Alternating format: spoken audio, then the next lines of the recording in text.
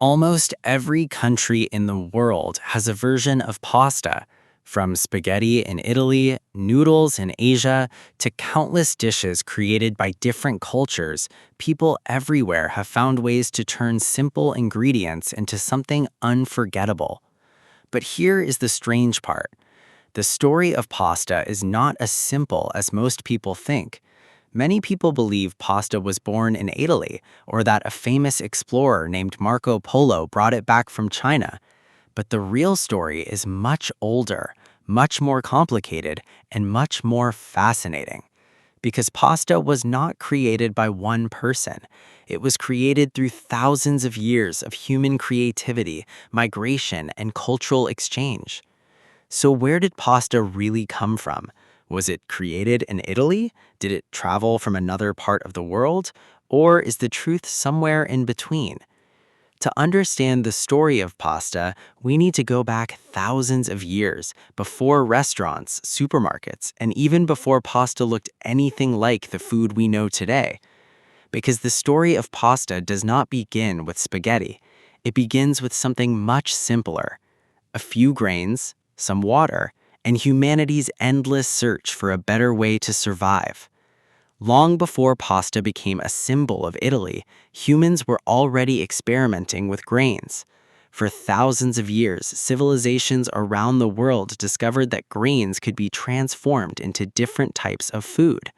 Wheat could be crushed into flour, flour could be mixed with water, and that simple combination could become something new: bread, dough, flatbreads, and eventually different forms of pasta-like foods.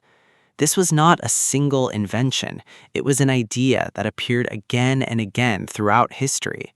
Why?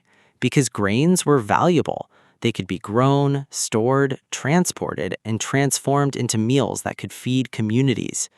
The people who created these early foods were not trying to invent a global favorite.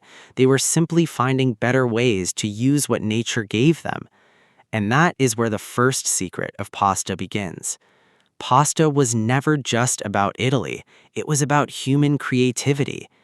As civilizations grew, different cultures began creating their own versions of grain-based foods. In ancient China, people developed long noodle-like foods made from grains. In the Mediterranean world, people created their own forms of dough-based dishes. Across different regions, humans discovered the same simple idea: mix grains with water, shape the dough, and create something that can be cooked, stored, and enjoyed. But this creates a fascinating question. If different civilizations were creating similar foods, did pasta come from one place, or did many cultures independently discover the same idea? History is often not a straight line. It's more like a river. Different streams come together, influence each other, and create something new. And pasta's journey follows that same pattern. For many years, one story became the most famous explanation of pasta's origin. The story says that Marco Polo, the famous explorer, traveled to China in the 13th century. According to the legend, he discovered noodles there, brought them back to Italy, and introduced pasta to Europe. It's a story many people have heard, but historians have found that the truth is much more complicated. There is evidence that pasta-like foods existed in Italy and other Mediterranean regions before Marco Polo returned from his travels. Ancient writings describe forms of dough-based foods.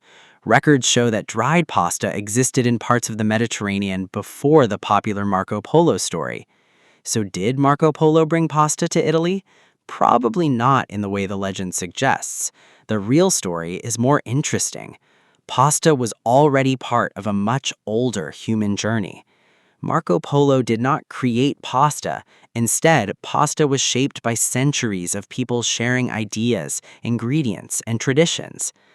If Italy did not invent every form of pasta, why is pasta so strongly connected with Italian culture today? Because Italy transformed pasta into something extraordinary. Different regions created their own styles. Northern Italy developed different pasta traditions compared to the South. Families passed down recipes through generations. Pasta shapes were created for different sauces.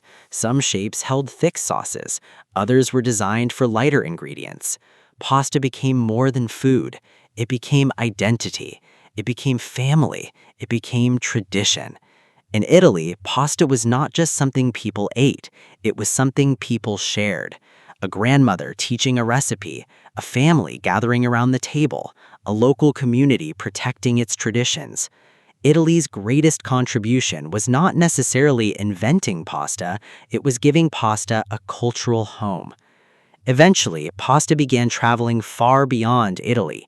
Italian immigrants carried their food traditions with them as they moved around the world. Restaurants introduced pasta to new audiences. Factories made pasta easier to produce and distribute. Different countries adopted pasta into their own cuisines. Today, pasta exists everywhere. People enjoy it in countless ways: spaghetti, lasagna, ravioli, macaroni, and thousands of other variations. A food that began with something simple became something shared across continents.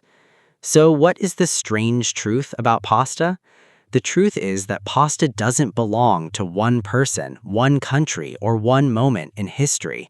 There was no single inventor. There was no single place where the entire story began. Instead, pasta is the result of thousands of years of human imagination. Different cultures contributed ideas, different generations improved it, different communities gave it meaning. The real story of pasta is not about discovering who invented it. The real story is discovering how humanity created something together. Today, when we look at a plate of pasta, it's easy to see only a meal, but hidden inside that simple dish is a much bigger story. A story of ancient civilizations, a story of travelers crossing continents, a story of families preserving traditions, a story of cultures meeting and creating something new. Pasta reminds us that the foods we love are often shaped by many hands, many places, and many generations. Because every bite carries a story. And sometimes the story behind the food is even more fascinating than the food itself.